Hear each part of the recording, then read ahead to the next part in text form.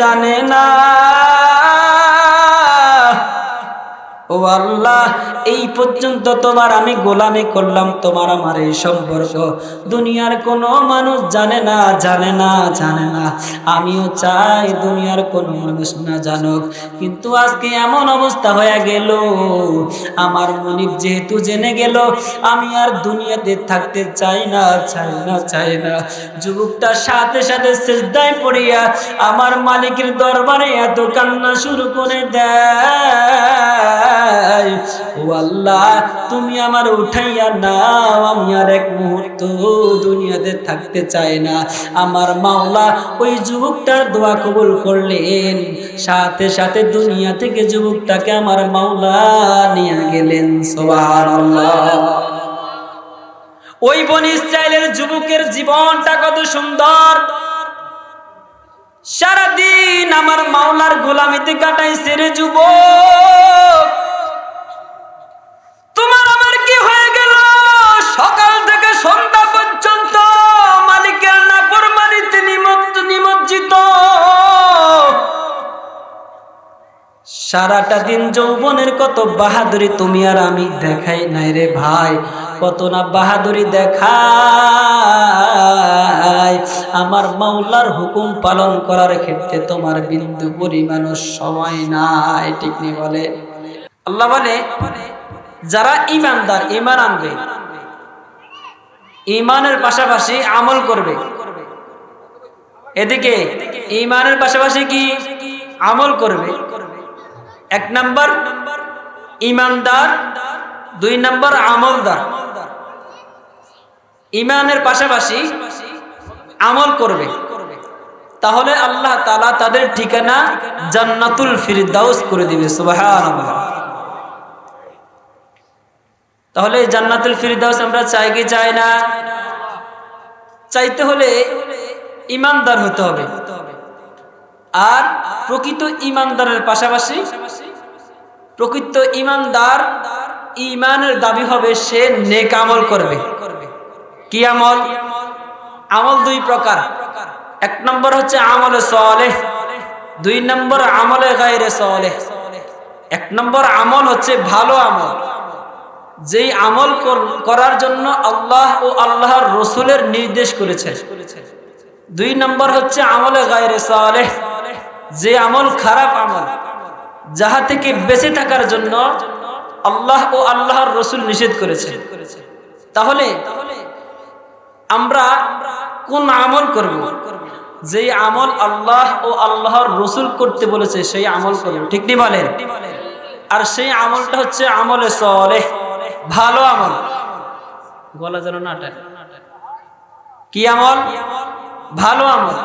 আমরা যে এখন মাহফিলে বসেছি, আলোচনা করতেছি, এটা ভালো আমল না খারাপ আমল? আপনারা যে বসেছেন শুনতেছেন, এটা কি ভালো আমল না খারাপ আমল? আমরা মাগরিবের নামাজ পড়ছি জামাতের সাথে, ভালো আমল না খারাপ আমল? যারা মাগরিবের নামাজ পড়ে নাই তারা ভালো আমল করেছে না খারাপ আমল করেছে? তাহলে মাগরিবের সালাত আমাদের উপর ফরজ ছিল, আল্লাহর নির্দেশ, রসুলের নির্দেশ পালন করেছি, এটা হচ্ছে ভালো আমল। আর যারা মাগরিবের নামাজটা পড়ে নাই, আল্লাহর হুকুমকে ডিনাই করে চলেছে, তারা করেছে খারাপ আমল। তো রাসূলুল্লাহ সাল্লাল্লাহু আলাইহি ওয়াসাল্লাম বলেন যে বান্দা ঈমানের দ্বারা কিয়ামতের ময়দানে নাজাত পাবে, আর আমলের দ্বারা বান্দা জান্নাতের নাজ ও নিয়ামত পাবে। সুবহানাল্লাহ। তাহলে ঈমান আর আমল একটা একটার সাথে ওতপ্রোতভাবে জড়িত, ঠিক নি বলেন? দুটোটাই আমাদের জন্য প্রয়োজন কি প্রয়োজন না? আমল করতে হবে নি বলেন? আমল করে আমাদেরকে জান্নাতের নাজ ও নিয়ামত লাভ করতে হবে নি বলেন? এজন্য আমরা আমল করব, অনেক আমল। আজকে আপনাদের সামনে 7টা আমল সম্পর্কে আমি আলোচনা করব নির্ধারিত সময়ে। কিয়ামত যখন কায়েম হয়ে যাবে, তখন আল্লাহ তাআলার অর্ডার হবে, সূর্যটাকে আল্লাহ তাআলা অর্ডার করবেন মানুষের মাথার উপর চলে আসার জন্য। এই পৃথিবী থেকে 9 কোটি 30 লক্ষ মাইল দূরে সূর্যটা, পৃথিবী থেকে 13 কোটি গুণ বড় সূর্যটা। এই সূর্যটা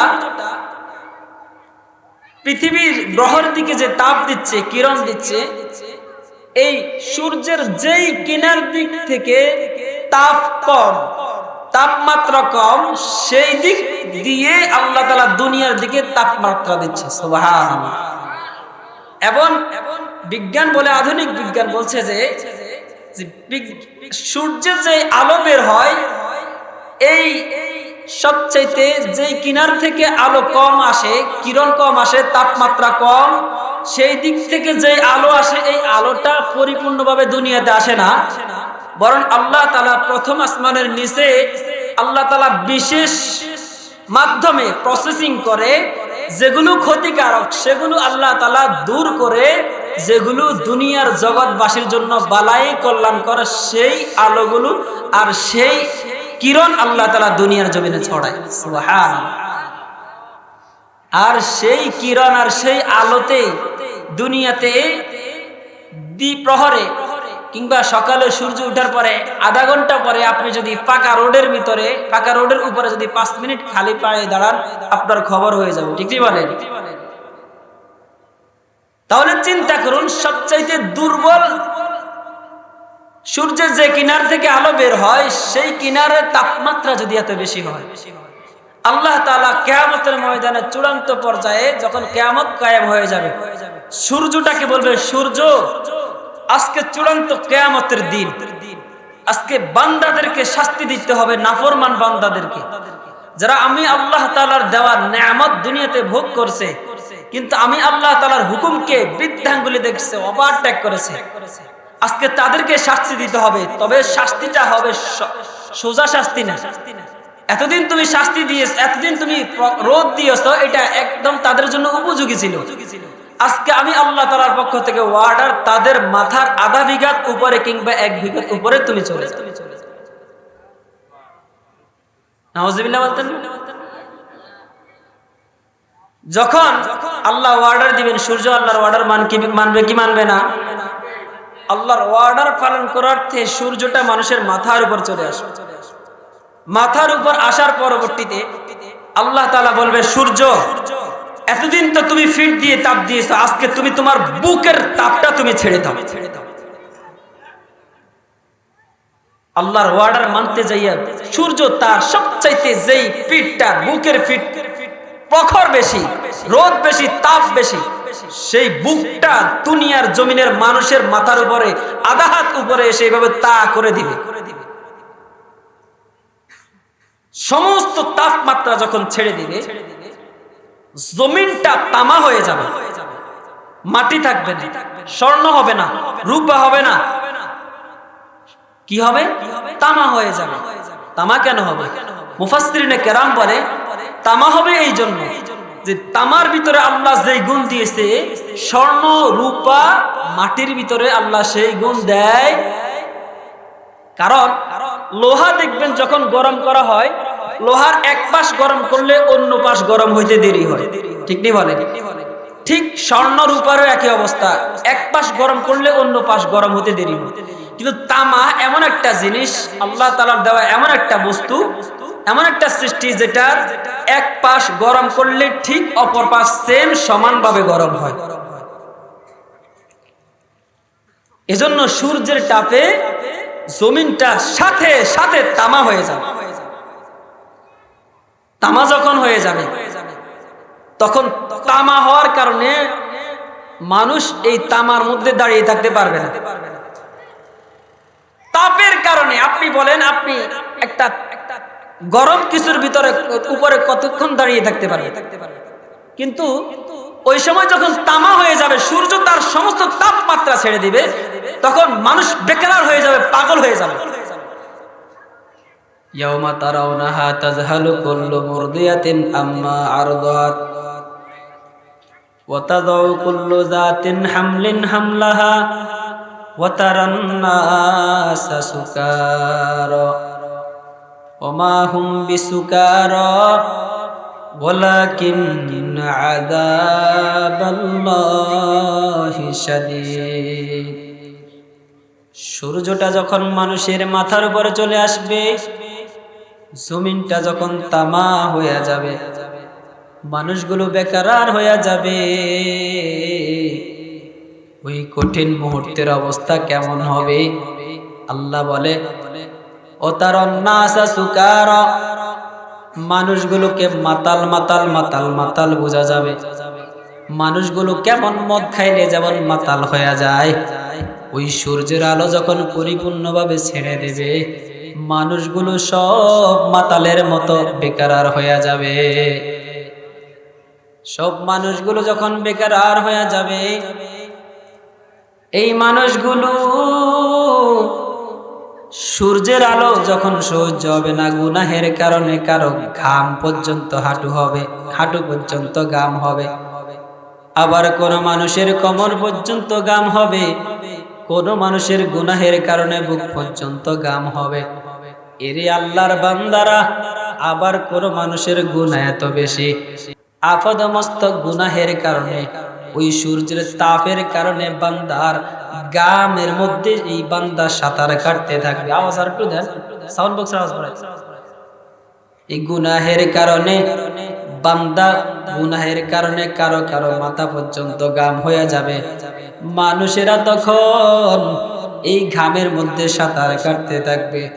সমস্ত মানুষ সূর্যের আলো থেকে বাঁচার জন্য পাগল। সমস্ত মানুষ বেকার হইয়া এদিক সেদিক ছুটাছুটি করতে থাকবে, কিন্তু কোথাও কোনো ছায়া থাকবে না, কোথাও কোনো আশ্রয় থাকবে না, কোথাও কোনো আশ্রয় থাকবে না। একমাত্র আমার মাওলার আরশ ব্যতীত আর কোনো আরশ থাকবে না। আমার মাওলার আরশের ছায়া ব্যতীত আর কোনো ছায়া ওই দিন থাকবে না। এয়ার কন্ডিশন থাকবে ওই দিন আরশের নিচে।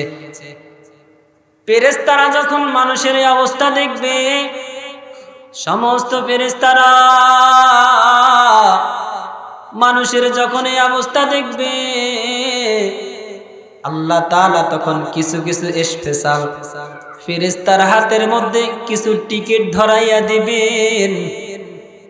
এই টিকিটগুলো ফেরেশতারা বাছিয়া বাছিয়া 7 প্রকার ব্যক্তির হাতে টিকিটগুলো উঠাইয়া দিবে। আর এক জায়গা দিয়ে একটা এয়ার কন্ডিশন গেট থাকবে আল্লাহর আরশের নিচে ঢোকার।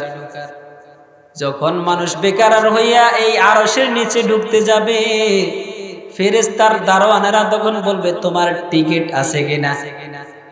যে ওই দিন টিকিট দেখাইতে পারবে তাকে ফেরেশতারা আরশের ভিতরে ঢুকাইয়া দেবে। আর যে টিকিট দেখাইতে পারবে না, সে আমার মাওলার আরশের নিচে যাইতে পারবে না, আমার মাওলার আরশের ছায়া ভোগ করতে পারবে না। এরে আল্লাহর বান্দারা, এই আরশের নিচে ছায়া পাওয়ার জন্য 7 প্রকার ব্যক্তি দুনিয়ার জমিনে এমন হতে হবে, তাদের ভিতরে যদি 7টা সিফত পাওয়া যায়, এই 7 সিফতওয়ালা লোক কিয়ামতের ময়দানে ফেরেশতাদের থেকে টিকিট পেয়ে যাবে। আপনারা এই 7 প্রকার ব্যক্তির অন্তর্ভুক্ত হতে চান কি চান না? কারা কারা চান? হাত তুলে আল্লাহকে দেখ, হাত নামান। এই 7 প্রকার ব্যক্তি হতে হলে আমাদেরকে 7টা আমল করতে হবে। কয়টা আমল? কয়টা আমল? এই 7টা আমল আমার আপনার ভিতরে আছে কিনা দেখতে হবে নি? হ্যাঁ, নবী আমার বলে, قال النبي صلى الله عليه وسلم سبعة يذلهم الله في ظله يوم لا ظل إلا ظله الإمام العادل। নবী বলে, ওই কিয়ামতের দিন যখন সূর্যের আলো ব্যতীত আর কোথাও কোনো ছায়া থাকবে না, একমাত্র আমার মাওলার আরশের ছায়া। ওই আরশের ছায়ার নিচে আমার মাওলা ওই কঠিন মুহূর্তে সূর্যের আলো থেকে বাঁচার জন্য 7 প্রকার ব্যক্তিকে আশ্রয় দান করবে। ওই 7 প্রকার ব্যক্তির মধ্যে থেকে এক প্রকার হলো আল ইমামুল আদিল। 1 নম্বর হচ্ছে আল ইমামুল আদিল, ন্যায় বিচারক বাদশাহ, ন্যায় বিচারক শাসক, ন্যায় বিচারক অভিভাবক। 1 নম্বর আল ইমামুল আদিল। ন্যায় বিচারক। এরে আল্লাহর বান্দারা, ন্যায় বিচারক বলতে আমরা শুধু সুপ্রিম কোর্টের আমরা জজকে বুঝি না, হাকিমকে বুঝি। সাধারণত আমরা ইমামুল আদিল, ন্যায় বিচারক বলতে শুধু দেশের বাদশাকে বুঝি, দেশের শাসককে বুঝি। আমরা আমরা দেশের বড় বড় নেতৃস্থানীয় লোকদেরকে বুঝি। না না না না না না না, শুধু গভর্নমেন্ট নয়, শুধু নেতৃস্থানীয় লোকেরা নয়, দুনিয়ার প্রত্যেকটা মানুষ ইমামুল আদিল হতে পারে। ইমামুল আদিল এক নম্বর হচ্ছে ন্যায়পরায়ণ শাসক। এরে আল্লাহর বান্দারা, কিয়ামতের ওই কঠিন মুহূর্তে একমাত্র ন্যায় বিচারক থাকবে আমার আল্লাহ। আল্লাহ তাআলা ওই দিন কোনো মানুষের উপর জুলুম করবে না। ইয়াউমা ইউজিল্লু রাব্বুকা আহাদা আহাদা, আল্লাহ সুবহানাহু ওয়া তাআলা বলে ওয়ালা ইউজলিমু রাব্বুকা আহাদা। আল্লাহ কিয়ামতের ময়দানে কারো উপর ওই দিন বিন্দু পরিমাণ জুলুম করবে না। ওই কঠিন দিন একমাত্র আমার মাওলার পাওয়ার চলবে, আল্লাহ সুবহানাহু ওয়া তাআলার একচ্ছত্র পাওয়ার। ওয়াল আমরু ইয়াউমাইযিল লিল্লাহ। দুনিয়ার কোন মানুষের ওই দিন আদেশ চলবে না, ওই দিন কোন মানুষের কর্তৃত্ব চলবে না, একমাত্র কর্তৃত্ব চলবে তোমার আমার মালিক, যিনি তিনি কে? ইমামুল আদিল, ন্যায় বিচারক। আজকে সমাজের মধ্যে কিছু লোককে দেখা যায় নিরপরাধ মানুষদেরকে অপরাধী বানায়, আছে না নাই? এলাকার মধ্যে এমন কিছু টেন্ডারবাজ, এমন কিছু বাটফার আছে, মানুষটা পরিপূর্ণ নিরপরাধ, এই মানুষটাকে অপরাধী বানাইয়া সমাজের মধ্যে কলঙ্কিত করে, আছে না নাই? এরে আল্লাহর বান্দারা, আল্লাহ সুবহানাহু ওয়া তাআলা তোমাকে আমাকে নির্দেশ দিয়েছে ইনসাফ কায়েম করার জন্য। আল্লাহ তাআলা বলে ইন্নাল্লাহা ইয়া'মুরু বিল আদলি ওয়াল ইহসান। আল্লাহ তাআলা আমাদেরকে আদেশ দিয়েছেন ইনসাফ কায়েম করার জন্য, মানুষের প্রতি ইহসান করার জন্য। আল্লাহ তাআলা বলে হুজরাত, সূরা হুজরাতের মধ্যে ওয়াকসিতু ইন্নাল্লাহা ইউহিব্বুল মুকসিতিন। আমার মাওলা ওই সমস্ত বান্দাদেরকে ভালোবাসে যারা ইনসাফ প্রতিষ্ঠা করে, সমাজের মধ্যে ইনসাফ প্রতিষ্ঠা করে, ইউনিয়নের মধ্যে ইনসাফ প্রতিষ্ঠা করে, দেশের মধ্যে ইনসাফ প্রতিষ্ঠা করে। ওই সমস্ত বান্দাদেরকে আমার মাওলা বড় ভালোবাসে। ইনসাফ করতে হবে নি বলেন, জোরে বলে ইনসাফ করতে হবে নি? আল্লাহ তাআলা আমার নবীকে দুনিয়ার জমিনে মানুষদেরকে ইনসাফ শিখানোর জন্য পাঠাইছেন। মানুষদেরকে ইনসাফ শিখানোর জন্য আল্লাহ তাআলা পাঠাইছেন। আল্লাহ তাআলা বলে ওয়া ইযা হাকামতুম বাইনান নাসি আন তাহকুমু বিল আদল। আল্লাহ বলে হে দুনিয়ার মানুষ, যখন তোমরা বিচার করবা, মানুষের মাঝে যখন বিচার করবা, তখন তোমরা সেইখানে ইনসাফটা কায়েম করবা, ন্যায় নীতি তোমরা অবলম্বন করবা। ন্যায় নীতি যদি অবলম্বন করো, আমার মাওলা তোমাকে ইমামুল আদিল বানাইয়া দিবে। সুবহানাল্লাহ। ইমামুল আদিল, আমার নবী কেমন ইমামুল আদিল? বনু মাখজুম গোত্রের একটা মহিলা মদিনার মধ্যে চুরি করার পর ধরা খেয়েছে। ধরা খাওয়ার পর এবার পুরা মদিনা থমথমে বিরাজ করতেছে। সবার মধ্যে ভীতি সঞ্চার হয়ে গেছে। মহিলাটা উচ্চ বংশীয় মহিলা, মহিলাটা বংশীয় মহিলা, ভদ্র ফ্যামিলির। সমস্ত মানুষ ভয় পেয়ে গেল। আল্লাহর বিধান হলো চুরির বিধান হলো হাত কাটা। হায় হায়, এই মহিলাটাকে যদি হাত কেটে দেয় তাহলে তার পরিবার মানুষের সামনে মুখ দেখাবে কেমনে? লজ্জার কারণে। সাহাবায়ে কেরাম পরামর্শ বসে গেলেন কি করার, এবার কি করতে হবে, কি করার। সাহাবায়ে কেরাম পরামর্শে বসলেন। বসার পর এবার তারা বলল, নবীর কাছে গিয়া একজন সুপারিশ করতে হবে, আমাদের নবী যেন এই মহিলার শাস্তি একটু হালকা করে দেয়। পরামর্শ করার পর কোন সাহাবীরা ভয়ে নবীর কাছে যায় না। তবে এবার ওসামা বিন যায়েদ রাদিয়াল্লাহু তাআলা আনহুকে নবী বেশি ভালোবাসে। ওসামা বিন যায়েদ রাদিয়াল্লাহু তাআলা আনহুকে নবীর কাছে পাঠানোর জন্য তারা সিদ্ধান্ত উপনীত হলো।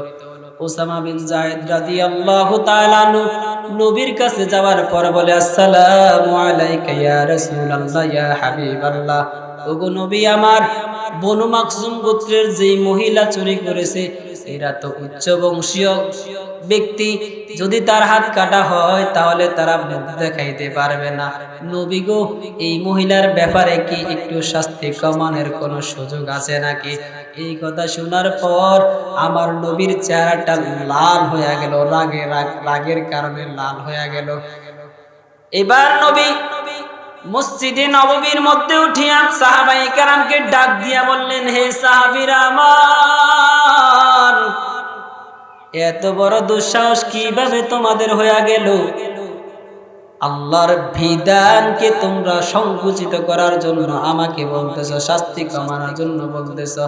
চুরির শাস্তি হলো হাত কাটা, তোমরা বলতেছো শাস্তি কমানোর জন্য। এত বড় দুঃসাহস তোমাদের কিভাবে হয়ে গেল? হে সাহাবীরা আমার, যদি এই মহিলার জায়গায় আমার কলিজার টুকরা ফাতেমা হইতো, আমি নবী কোনো জল্লাদের কোনো প্রয়োজন হতো না। আমি বাবা নিজের হাতে আমার কন্যা ফাতেমার হাতটা কেটে ফেলে দিতাম। কত বড় ইনসাফগার আমার নবী ছিল, ইমামুল আদিল ছিল। এরে আল্লাহর বান্দারা ভালো করে শুনো, ওই নবী আমার আপনার জন্য আইডল। ওই নবী ছিল ইমামুল আদিল, আমাদের সকল পৃথিবীর সমস্ত মানুষের জন্য ছিল আদর্শ। ওই নবীর যদি আদর্শ এমন হয়, উম্মতের আদর্শ ভিন্ন হবে নাকি? না না না, ভিন্ন হবে না। অথচ বর্তমান সমাজে নেতা নেত্রীদের অবস্থা হলো এমন, যদি তার কোন সহযোদ্ধাকে যদি পুলিশ আটক করে, নেতা সাহেব ফোন করে বলে, ওসি সাহেব কাকে ধরছেন? বলো অমুককে। বলো আমার লোক। যদি চাকরি বাঁচাইতে হয় তাহলে তাকে দ্রুত ছেড়ে দেয়। আছে না নাই? এটা কি ইনসাফ? হযরত ওমর রাদিয়াল্লাহু তাআলা আনহু নবীর বড় সাহাবী, অর্ধ পৃথিবী হযরত ওমর শাসন করে।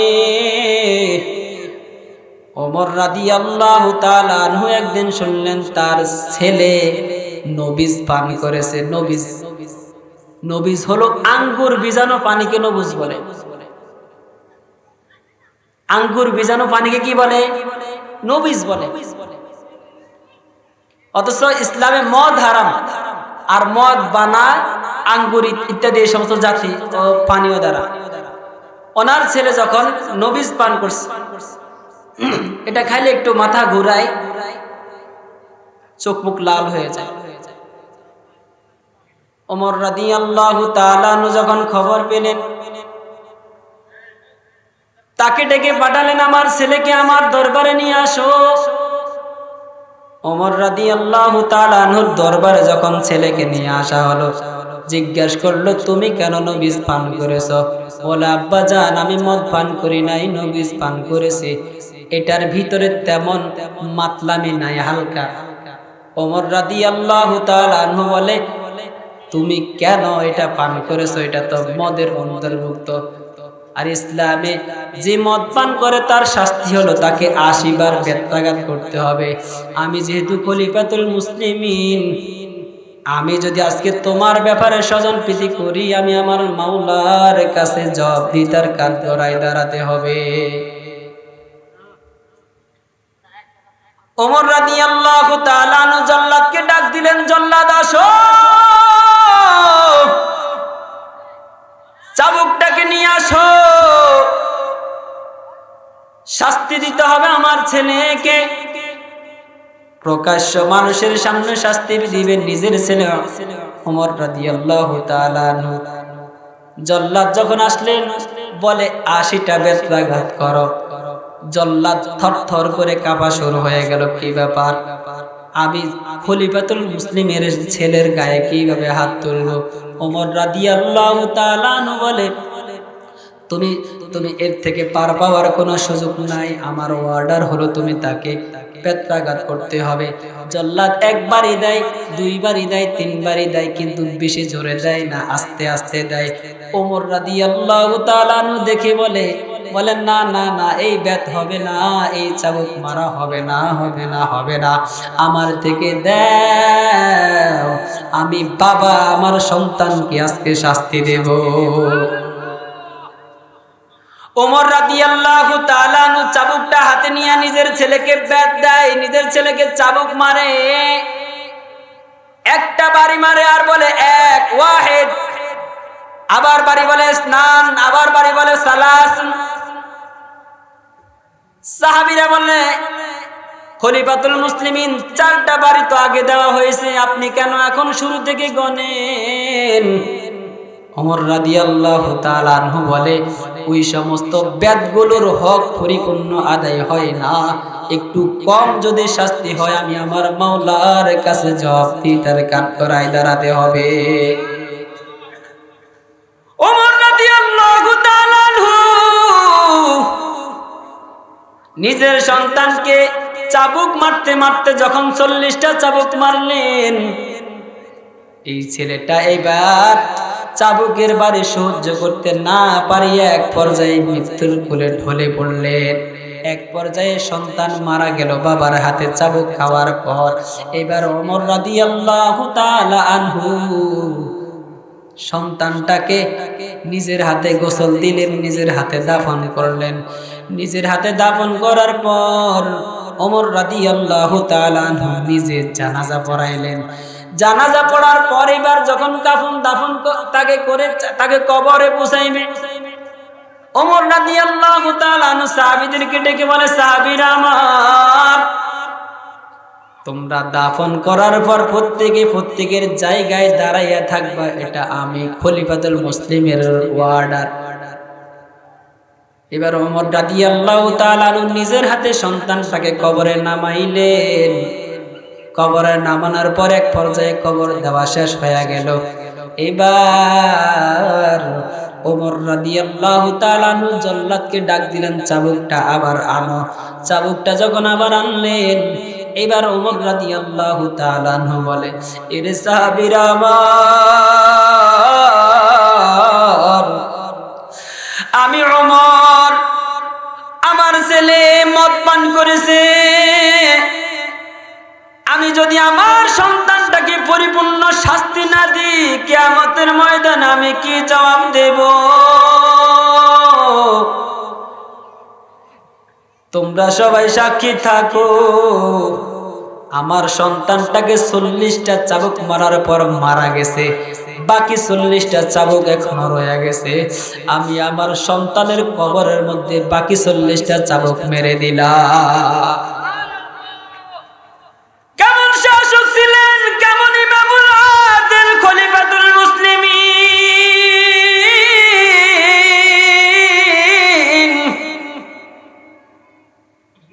নিজের সন্তানের ব্যাপারে বিন্দু পরিমাণ ওমর রাদিয়াল্লাহু তাআলা আনহু স্বজন প্রীতি করে নাই। কপাল পোড়া মুসলমানেরা, আজকে সেই খলিফাতুল মুসলিমিন হযরত ওমর রাদিয়াল্লাহু তাআলা আনহুর উত্তরসূরি আমরা কিন্তু তাদের আদর্শকে ওভারটেক করে চলি, ঠিক কিনা? আজকে সমাজের মধ্যে মেম্বার সাহেব জালেম, ইউনিয়নের মধ্যে চেয়ারম্যান সাহেবরা জুলুম করছে, এমপি সাহেবরা জুলুম করছে, মেম্বার অফ পার্লামেন্ট জুলুম করছে, গভর্নমেন্ট জুলুম করতেছে, রাসূলের হাদিসকে ওভারটেক করছে। কিয়ামতের ময়দানে যারা জুলুম করবে তার অধীনস্থদের উপর প্রত্যেককে জবাবদিহিতার কাঠগড়ায় দাঁড়াতে হবে। হবে, ঠিক কিনা বলেন? আপনার লোক হলে বিচার একরকম, আপনার লোক না হলে বিচার আরেক রকম, ঠিক নি বলেন? আপনার সন্তান হলে বিচার একরকম, সন্তান না হলে বিচার আরেক রকম, ঠিক না? ভাই হলে বিচার একরকম, ভাই না হলে বিচার আরেক রকম। আপনার দলের লোক হলে বিচার একরকম, দলের লোক না হলে বিচার আরেক রকম, ঠিক নি বলেন?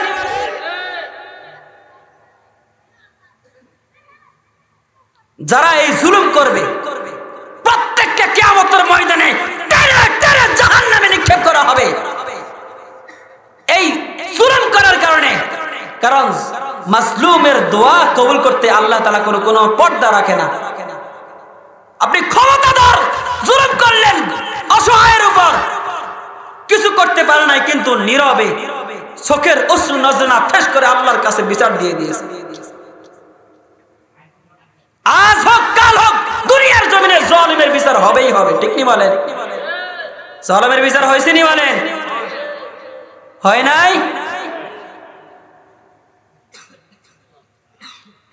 মানুষকে অন্যায়ভাবে হত্যা করে কত নরপিশাচ হতে পারে একটা মুসলমানের রক্ত নিয়ে খেলা করে, মাথায় গুলি করে, দুনিয়া থেকে তাকে বিদায় করার জন্য ফোন দিয়ে আটে।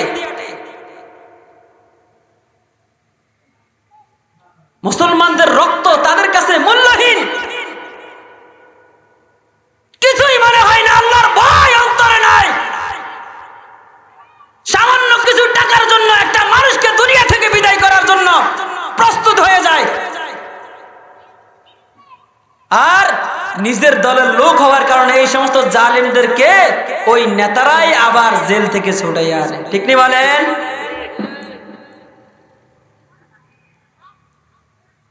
আল্লাহ তাআলা প্রত্যেককে ইমামুল আদল হওয়ার তৌফিক দান করুন, আমিন। আপনি বাবা, আপনি আপনার ফ্যামিলির জন্য ইমামুল আদল, আপনার পাঁচটা সন্তানের জন্য আপনি ইমামুল আদল। এক সন্তানকে বেশি ভালোবাসেন, আর সন্তানকে দেখতেই পারেন না। আপনার মেয়েকে আপনি সম্পদ দিচ্ছেন না, ছেলেকে সম্পদ দিয়ে ভাগ বটোয়ারা করে দিচ্ছেন। আপনি কি আপনার মেয়ের ব্যাপার আপনি কি ইনসাফ করলেন? এই বলেন, ইনসাফ করলেন? আপনি ভাই আপনার বোনের উপর জুলুম করছেন তার সম্পদ না দিয়ে, কিয়ামতের ময়দানে জব দিয়ে তার কাট করে আপনাকে দাঁড়াতে হবে, ঠিক নি বলেন? আল্লাহ তাআলা প্রত্যেককে হেদায়েত দান করুন, আমিন।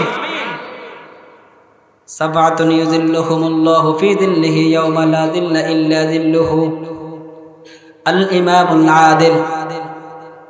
আল্লাহ তাআলা 7 প্রকার ব্যক্তিকে কিয়ামতের ময়দানে আল্লাহর আরশের নিচে জায়গা দিবেন, তবে তার মধ্যে থেকে এক প্রকার হচ্ছে ইমামুল আদিল, ইনসাফকার বাদশা, ন্যায় প্রতিষ্ঠাকারী বাদশা।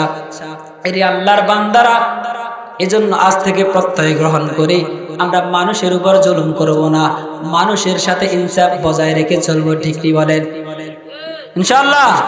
কারা কারা মানুষের উপর জুলুম করবেন না, নিজের ফ্যামিলির মধ্যে ইনসাফ বজায় রেখে চলবেন ইনশাআল্লাহ? আল্লাহ তাআলা আমাদের সকলকে ইমামুল আদল হওয়ার তৌফিক দান করুন। 2 নাম্বার, ওয়াশাবুন নাশা ফি ইবাদাতিল্লাহ। আল্লাহ তাআলা কিয়ামতের ময়দানে আল্লাহর আরশের নিচে 7 প্রকার ব্যক্তিকে ছায়া দান করবে, তার মধ্য থেকে 2 নম্বর হলো ওই যুবক, যেই যুবকটা যৌবনকালে আমার মাওলার ইবাদতে কাটাইছে, সুবহানাল্লাহ। যৌবনকাল বড় দামি, একটা মানুষের জীবনে কয়েকটা ধাপ আসে, একটা হলো শিশুকাল, দ্বিতীয় হচ্ছে কৈশোরকাল, তৃতীয় হচ্ছে যৌবনকাল, চতুর্থ হচ্ছে পড়ন্তকাল, পঞ্চম হচ্ছে বৃদ্ধকাল। এই 5টা কালের মধ্যে থেকে মধ্যম যেই কালটা আছে সেই কালটার নাম হলো যৌবনকাল। এই যৌবনকাল আমার মাওলার পক্ষ থেকে দেওয়া একটা বড় নিয়ামত। এই যৌবনকালে আপনি চাইলে অনেক কিছু করতে পারেন রে বান্দারা। এরে যুবক ভাই আমার, এই যৌবনকাল আপনার আল্লাহর পক্ষ থেকে নেয়ামত। এই যৌবনকালটাকে কাজে লাগাইয়া আপনি যদি আমার মাওলার ইবাদত করতে পারেন, আমার মাওলার হুকুমগুলো পালন করতে পারেন, আমার মাওলা আপনাকে ওই কঠিন দিন আরশের নিচে ছায়া দান করবে। বনি ইসরাইলের এক গোলাম, এক যুবক গোলাম, বড় গরিব মানুষ, বাজারের মধ্যে যাইয়া কাজ করার জন্য মানুষকে খোঁজে। এক বড় লোক ব্যক্তি, তার একটা গোলামের প্রয়োজন। বাজার আসার পর দেখতেছে একটা গোলাম এইভাবে এক পাশে দাঁড়াইয়া রইছে। জিজ্ঞেস করলেন, হে বাবা, তুমি কি আমার বাড়িতে কাজ করবা নাকি? বলে, হ্যাঁ হ্যাঁ, আমি তো এটাই অন্বেষণ করি। বলে, তাহলে তুমি আমার বাড়িতে চলো, আজকে থেকে আমার বাড়িতে কাজ করবা। যুবক বলে, হে মনিব, আপনার বাড়িতে কাজ করব, তবে আমার 3টা শর্ত আছে। কয়টা? 1 নম্বর শর্ত, আমি সারা দিন আপনার বাড়িতে কাজ করব, তবে আমাকে 5 ওয়াক্ত নামাজের সময় আপনি সময় দিতে হবে। 2 নম্বর শর্ত, আমি আপনার বাড়িতে কাজ করব সকাল থেকে সন্ধ্যা পর্যন্ত, রাত্রের বেলা আপনি আমাকে কাজ করতে কোনো বাধ্য করতে পারবেন না। 3 নম্বর শর্ত কি? বলে, 3 নম্বর শর্ত হলো, ওরে আমার মনিব, 3 নম্বর শর্ত হলো আপনার বাড়িতে আপনি আমাকে একটা রুম দিবেন। এই রুমের মধ্যে একমাত্র আমি থাকবো, অন্য কেউ এই রুমের মধ্যে থাকতে পারবে না। একমাত্র এই রুমের নিয়ন্ত্রণ আমার হাতে থাকবে। এবার মনিব বলে, ঠিক আছে ঠিক আছে, তোমার 3টা শর্ত আমি মেনে নিলাম, চলো চলো আমার বাড়িতে চলো। যুবকটা মনিবের সাথে তার বাড়িতে যখন চলে গেল, যাবার পর এবার মনিব বলতেছে, ঠিক আছে তোমার 3টা শর্ত মানলাম। যুবক বলল, তাহলে আমাকে আমার ঘরটা দেখিয়ে দিন। এবার মনিব বলে, আসো। সুন্দর একটা রুম তাকে যখন দেখানো হলো, যুবক বলল, না না, এই রুমটা আমার লাগবে না। মনিব আর একটা রুম যখন দেখাইলো, দেখানোর পর যুবকটা বলল, না না, এই রুমটাও আমার প্রয়োজন নাই। মনিব বলল, কি ব্যাপার, এর চাইতে তো আর সুন্দর রুম আমার বাড়িতে নাই। এবার একটা কদাকার রুমের মধ্যে যখন নিয়ে গেল, যুবকটাকে বলল, যুবক এই রুমটা বাকি আছে তোমাকে দেওয়ার মতো। যুবক বলল, হ্যাঁ হ্যাঁ, এই রুমটাই আমার বেশি প্রয়োজন, এই রুমটাই আমার লাগবে। এবার মনিব তাকে চাবি দিয়া দিল। এই যুবকটা এইখানে থাকে আর তার কাজ করে। দিন যায়, সপ্তাহ যায়, মাস যায়। এবার মনিবের বাড়িতে যুবকটা কাজ করে। একদিন হঠাৎ মনিব নিজের স্ত্রীর সাথে আলোচনায় বসলো।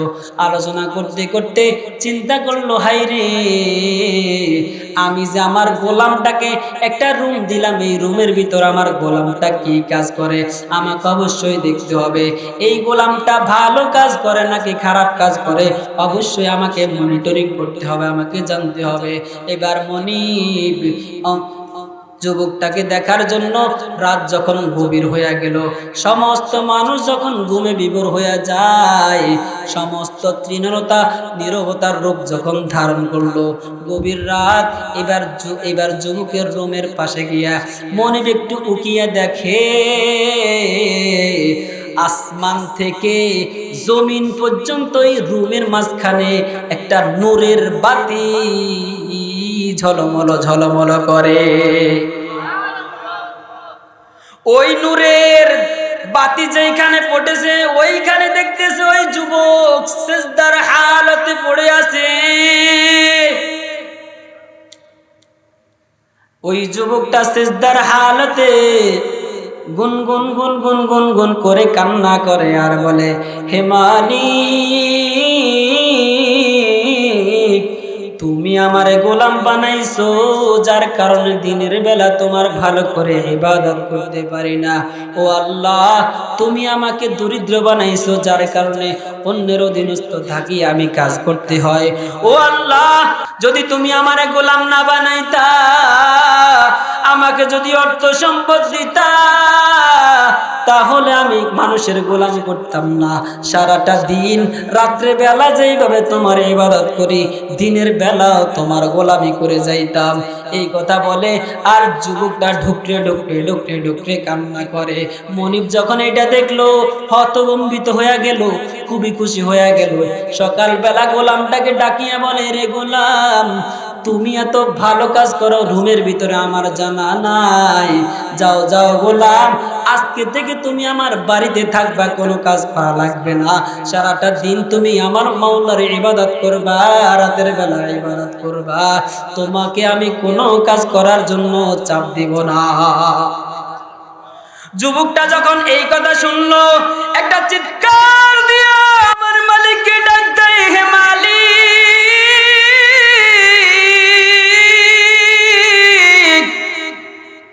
তোমার আমার সম্পর্কের কথা দুনিয়ার কেউ জানে না। ও আল্লাহ, এই পর্যন্ত তোমার আমি গোলামি করলাম, তোমার আমার এই সম্পর্ক দুনিয়ার কোনো মানুষ জানে না, জানে না, জানে না। আমিও চাই দুনিয়ার কোনো মানুষ না জানুক, কিন্তু আজকে এমন অবস্থা হয়ে গেল, আমার মনিব যেহেতু জেনে গেল, আমি আর দুনিয়াতে থাকতে চাই না, চাই না, চাই না। যুবকটা সাথে সাথে সিজদায় পড়িয়া আমার মালিকের দরবারে এত কান্না শুরু করে দেয়, ও আল্লাহ, তুমি আমার উঠাইয়া নাও, আমি আর এক মুহূর্ত দুনিয়াতে থাকতে চাই না। আমার মাওলা ওই যুবকটার দোয়া কবুল করলেন, সাথে সাথে দুনিয়া থেকে যুবকটাকে আমার মাওলা নিয়ে গেলেন। সুবহানাল্লাহ। ওই বনি ইসরাইলের যুবকের জীবনটা কত সুন্দর, সারাদিন আমার মাওলার গোলামিতে কাটাইছে রে যুবক। তোমার আমার কি হয়ে গেল? সকাল থেকে সন্ধ্যা পর্যন্ত মালিকের নাফরমানিতে নিমজ্জিত, সারাটা দিন যৌবনের কত বাহাদুরি তুমি আর আমি দেখাই নাই রে ভাই, কত না বাহাদুরি দেখাই। আমার মাওলার হুকুম পালন করার ক্ষেত্রে তোমার বিন্দু পরিমাণও সময় নাই, ঠিক নেই বলে। অথচ নবী বলে, ওয়াশাবুন নাশা ফি ইবাদাতিল্লাহ, যে যুবকটা যৌবন কালটা আমার মাওলার ইবাদতে কাটাইবে, আমার মাওলা এই বান্দাকে ওই কঠিন মুহূর্তে সূর্যের আলো থেকে বাঁচাইয়া আমার মাওলার আরশের নিচে ছায়া দান করে দিবেন। সুবহানাল্লাহ। 3 নাম্বার নবী বলে, ওয়ারাজুলুন কলবুহু মুআল্লাকুন বিল মাসাজিদ। 3 নাম্বার হলো ওই যুবককে আমার মাওলা কঠিন দিন আরশের নিচে ছায়া দান করবে, যেই বান্দার অন্তরটা মসজিদের সাথে সারাদিন লেগে থাকে, সারাদিন লেগে থাকে। জোহরের নামাজ পড়ার পর এই বান্দার অন্তরটা মসজিদে লেগে থাকে, কখন আসরের নামাজের আজান দিবে, কখন আমার মাওলার ডাকে আমি সাড়া দিতে পারবো, কখন আমার মাওলার কুদরতি পায়ে আমি সিজদা দিতে পারবো। এই বান্দা সারাটা দিন দুনিয়ার যে কোনো কাজে ব্যস্ত থাকুক না কেন, সব সময় অন্তরে ফিকির থাকে আমার মাওলার ঘর মসজিদের সাথে। সুবহানাল্লাহ। কোন দিকে যখন সামান্য একটা আওয়াজ পায়, আমার যখন বান্দা কোন একটা আওয়াজ পায়, মাইকের আওয়াজ যখন বেশি আসে, বান্দা গানের আওয়াজ মনে করে না, মনে করে মসজিদ থেকে মুয়াজ্জিন সাহেব ডাক দেয়, আল্লাহু আকবার, আল্লাহু আকবার, আল্লাহু আকবার। এই বান্দা চিন্তা করে মসজিদ থেকে আজান দেয়, অথচ মসজিদ থেকে আজান দেয় না, অন্য দিক থেকে হয়তো গানের আওয়াজ বেশি আসে। কারণ এই বান্দা গানটা তার শোনার উদ্দেশ্য না, শোনার উদ্দেশ্য হলো মসজিদ থেকে আজানের আওয়াজ বেশি আসে কিনা। এরে আল্লাহর বান্দারা, নবী বলে এই সেই সমস্ত বান্দারা সারাটা দিন তার অন্তরটা মসজিদের সাথে ঝুলাইয়া থাকে, 5 ওয়াক্ত নামাজ মসজিদে আসিয়া পড়ে, আমার মাওলার ঘরের মধ্যে 5 বার দৈনিক হাজিরা দেয়।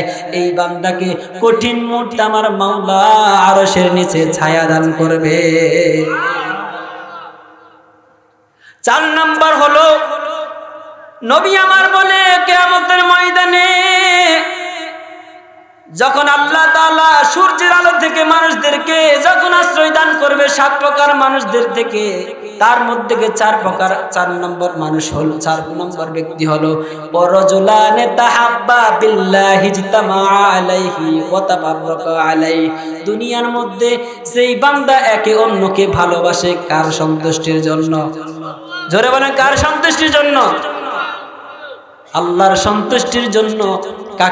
কাউকে কেউ ভালোবাসে, একটা যুবক অন্য যুবককে ভালোবাসে আমার মাওলার জন্য, স্বামী স্ত্রীকে ভালোবাসে আমার মাওলার জন্য, কমিটি ইমাম সাহেবকে ভালোবাসে আমার মাওলার জন্য, খতিব সাহেব মুসল্লিদেরকে ভালোবাসে কার জন্য? একমাত্র কেবলমাত্র শুধুমাত্র আমার মাওলার জন্য ভালোবাসে। ঠিক না বেঠিক? এখন তো যুবকেরা ভালোবাসে মেয়েদেরকে, অবিবাহিত মেয়েদেরকে, আছে না নাই? এইখানে তো আমি তাকাইলে বুঝি কার রিলেশন আছে কার রিলেশন নাই। ঠিক কি বলেন? ভালোবাসা এটা হচ্ছে হারাম ভালোবাসা, এটা ইসলাম সমর্থন করে না, এটা হারাম। ভালোবাসতে হলো যেই মেয়েকে বিবাহ করে স্ত্রী বানাইয়া তারপরে যত ভালোবাসা আছে সব ভালোবাসা বাসা। ঠিক কি বলেন? যুবকেরা বিবাহের আগ মুহূর্তে পর নারীদের সাথে রিলেশন করে ভালোবাসা আদান প্রদান করে, রাত বিরাত দীর্ঘ রাত কথা বলে, আছে না নাই? আর মেয়েরা তো আছে সারাদিন রাত যুবতীরা যুবকদের সাথে অবৈধভাবে কথাবার্তা বলে, প্রেম করে, ভালোবাসা করে। এটা ইসলাম কখনো সমর্থন করে না। যারা করে তারা পরিপূর্ণ হারামের মধ্যে লিপ্ত আছে। নাউজুবিল্লাহ বলেন। কিছু বললে বলে হুজুর সমস্যা কি, অন্যের বাড়িতে খান, আবার বড় বড় কথা। নারী পুরুষের সমান অধিকার, সমস্যা কি? বলে কি বলে না? হাই গো আল্লাহ কি যে করি, লাজ শরমে ডুবে মরি, বর্তমানে নারীদের জ্বালা পুরুষেরা হইল দিশাহারি। হাই গো আল্লাহ। ঠিক নি বলেন? যুবকেরা নারীদেরকে ইফটিজিং করে, আবার নারীরাও সন্তুষ্ট। বলে আপনার সমস্যা কি? আমাদের অন্তরে কিছু আসে না, যায় আসে না, আমরা ফ্রি মাইন্ড, ভাইয়ের মতো। ও বলে আমার বোনের মতো। তা আপনার একজন যুবক আর যুবতী একে অন্যের সাথে কথা বললে যদি অন্তরে যদি কোনো কুবাসনা না আসে, তাহলে বুঝতে হবে আপনার যৌবনের সমস্যা আছে। আপনি প্লাস্টিক সার্জারি করেন, আপনি ডাক্তারের সাথে কথা বলেন, ডাক্তারের সাথে ট্রিটমেন্ট করেন। কারণ আল্লাহ তাআলা সৃষ্টিগতভাবে নারী পুরুষের মধ্যে আকর্ষণ দিয়ে দিয়েছেন। ঠিক নি বলেন? আল্লাহ তাআলা প্রত্যেক যুবককে হেদায়েত দান করুন, আমিন। নবী আমার বলেন ওয়ারাজুলান তাহাব্বা বিল্লাহি ইজতামা আলাইহি ওয়া তাফাররাকা আলাইহি। একজন অন্যজনকে ভালোবাসে একমাত্র আমার মাওলাকে রাজি খুশি করার জন্য, স্বামী স্ত্রীকে ভালোবাসে একমাত্র আমার মাওলাকে রাজি খুশি করার জন্য। ঠিক নি বলেন? একে অন্যকে ভালোবাসে আমার মাওলার রাজি খুশির জন্য, আবার ওয়া তাফাররাকা আলাইহি একে অন্য থেকে বিরত থাকে আমার মাওলাকে রাজি খুশি করার জন্য। এই তুই বিড়ি খাস, তোর সাথে চলা যাবে না। এই তুই মদ খাস, তোর সাথে চলা যাবে না। তুই আমাকে হারাম দিকে তুই আহ্বান কর, তোর সাথে চলা যাবে না। তোর সাথে আজকে থেকে সম্পর্ক কেটা। তুই কোরআনের বিরুদ্ধে কথা বলো, তোর সাথে চলাফেরা করা যাবে না। তুই ইসলামের বিরুদ্ধে কথা বলো, তুই কোরআনের বিরুদ্ধে কথা বলো, তুই উলামায়ে কেরামের বিরুদ্ধে কথা বলো, নবীর বিরুদ্ধে কথা বলো, তোর মতো কুলাঙ্গারের সাথে আজকে থেকে সম্পর্ক কেটা করলো। দেখেন না আল্লাহ তাআলা সব কিছু দেখেন। সুন্দরী রমণী যুবককে বলে আসো, মনের চাহিদাটা পূরণ করে দাও। এই যুবকটা বলে না না, তোমার চাহিদা আমি পূরণ করতে পারবো না। আমি আমার মাওলাকে ভয় করি, আমার মাওলাকে ভয় করি। এই যদি কোনো বান্দা, কোনো যুবক যদি এই আমলটা করতে পারে, আল্লাহ সুবহানাহু ওয়া তাআলা এই কঠিন মুহূর্তে যুবতীর আহ্বান থেকে বাঁচার কারণে, তার প্রস্তাবকে ডিনাই করার কারণে কঠিন মুহূর্তে আমার মাওলা তাকে আরশের নিচে ছায়া দান করবেন। সুবহানাল্লাহ। এই যুবক ভাইরা ভয় করবেন কাকে? ইমাম বুখারী রাহমাতুল্লাহি আলাইহি বুখারী শরীফের মধ্যে একটা ঘটনা বর্ণনা করেন। 3 বন্ধু রাস্তা দিয়া চলে, পাহাড়িয়া রাস্তা দিয়া। হঠাৎ তুফান শুরু হয়ে গেল। তুফান তিন যুবক গর্তের ভিতরে ঢুকেছে আশ্রয় গ্রহণ করার জন্য। আমার মাওলার কুদরতি ইশারায় বিশাল একটা পাথর এসে গর্তের মুখটা বন্ধ করে দিল। এবার তিন যুবক কান্না শুরু করে দিল, আজকে মৃত্যু নিশ্চিত, আজকে মৃত্যু নিশ্চিত, আজকে আমাদেরকে মৃত্যুবরণ করতে হবে। এই তিনটা যুবক কান্না যখন শুরু করে দিল, তিন যুবকের এক যুবক হঠাৎ বলল, বন্ধু আমার, আজকে তুমি আর আমি বাঁচার কোনো উপায় নাই, তবে একটা মাত্র বাঁচার উপায় হতে পারে। দুনিয়ার জমিনে এমন কি কোনো আমল করেছো যে আমল দুনিয়ার কোনো মানুষের উপস্থিতির ভয় নয়, একমাত্র আমার মাওলার উপস্থিতির ভয় পাইয়া করেছো? এমন কোনো আমল যদি দুনিয়ার জমিনে করতে করে থাকো, তাহলে আজকে ওই আমলটাকে উসিলা করে আমার মাওলার কাছে তুমি আজকে সাহায্য চাও। তিন বন্ধুর এক বন্ধু আল্লাহর কাছে দোয়া করে কান্না করে, হে মালিক,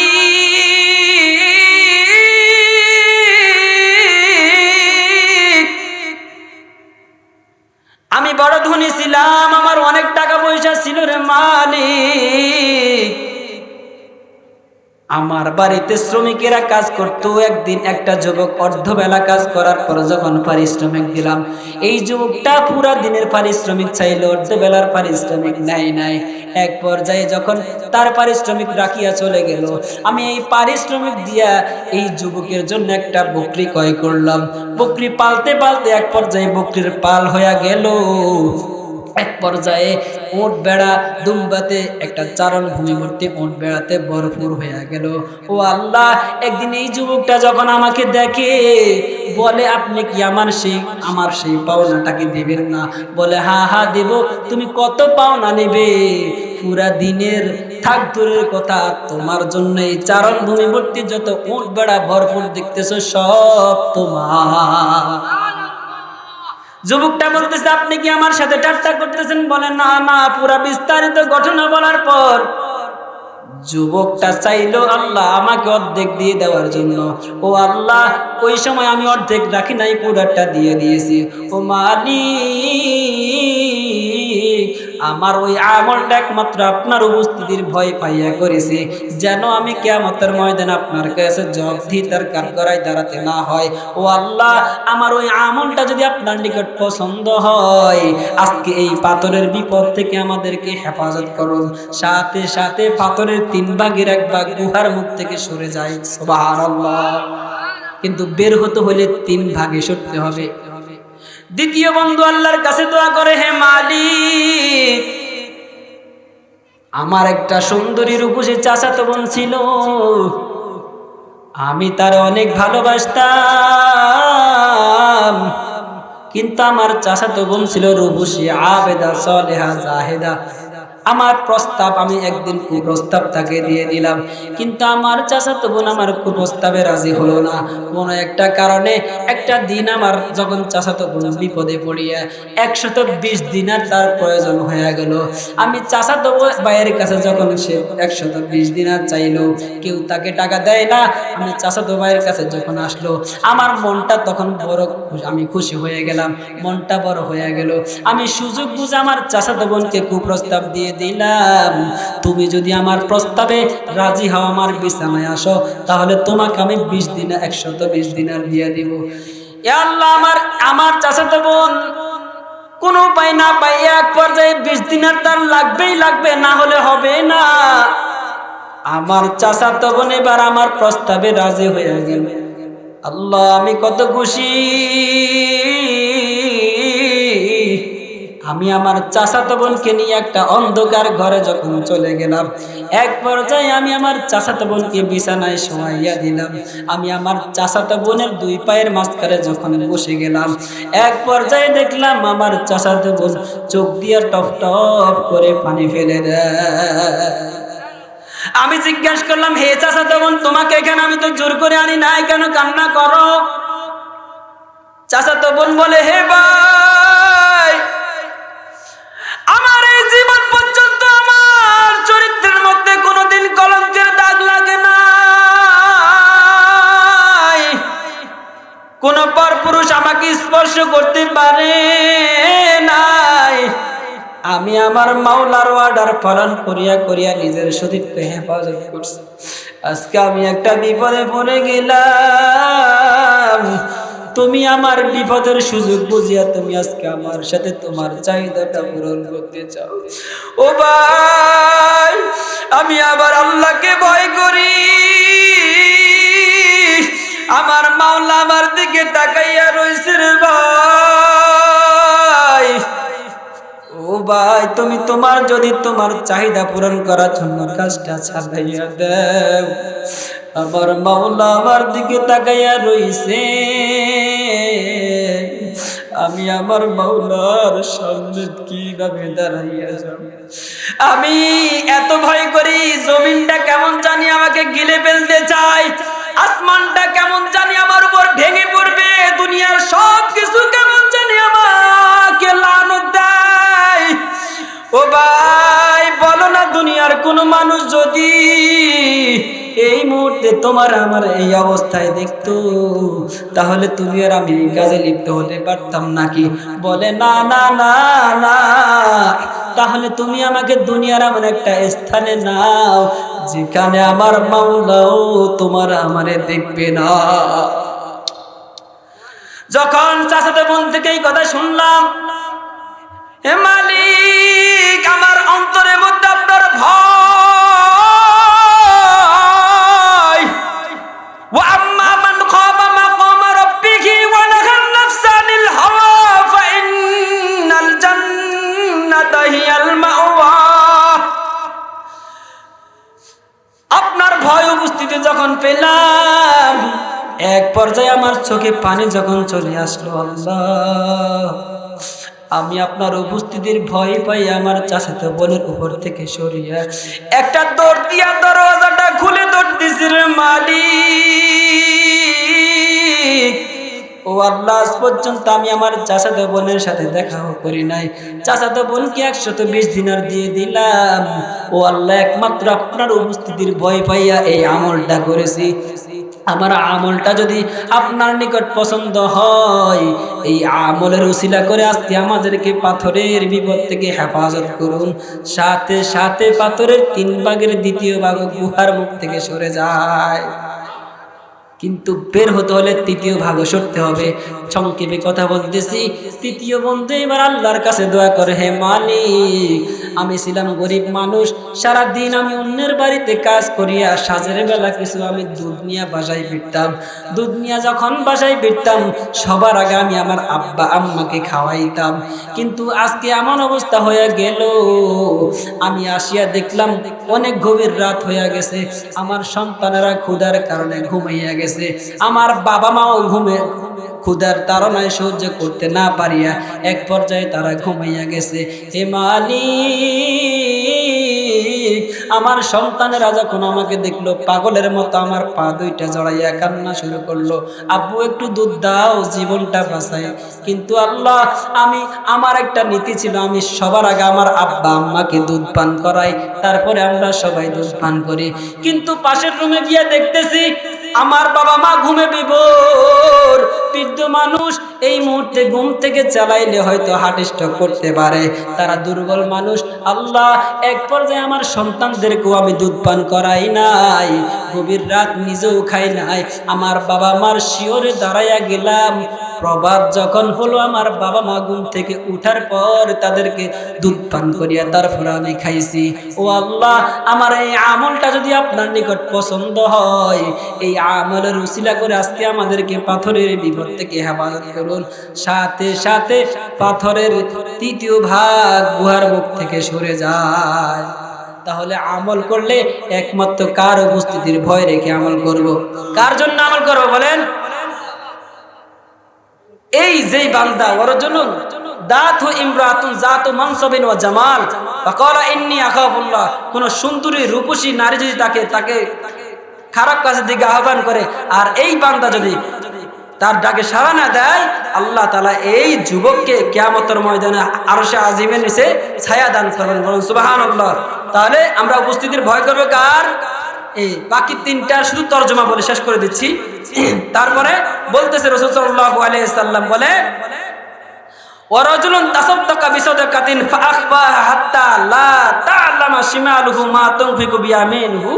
যে রাসূল সাল্লাল্লাহু আলাইহি সাল্লাম বলেন যে 7 নম্বর হচ্ছে রাসূল সাল্লাল্লাহু আলাইহি সাল্লাম বলেন 7 নম্বর হচ্ছে যে ওয়ারাজুলুন যাকারাল্লাহ খালিয়ান ফাআখফা আইনাহু, যে কোন বান্দা 7 নম্বর হচ্ছে ওই ব্যক্তিকে আল্লাহ তাআলা আরশের নিচে ছায়া দান করবেন কিয়ামতের ময়দানে, যে বান্দা যখন একাকিত্ব হয়, নীরব নিবৃতে থাকে, তখন কোনো গুনাহের কাজে লিপ্ত হয় না, একমাত্র আল্লাহ তাআলার উপস্থিতির ভয় পাইয়া, আল্লাহর নেয়ামতের কথা স্মরণ করিয়া, আল্লাহর নেয়ামতের কথা স্মরণ করিয়া, আল্লাহর নাফরমানি সে যেগুলো করছে সেগুলো কথা স্মরণ করিয়া নীরবে বসে বসে বসে বসে বসে চোখের পানি পালাইয়া কান্না করে।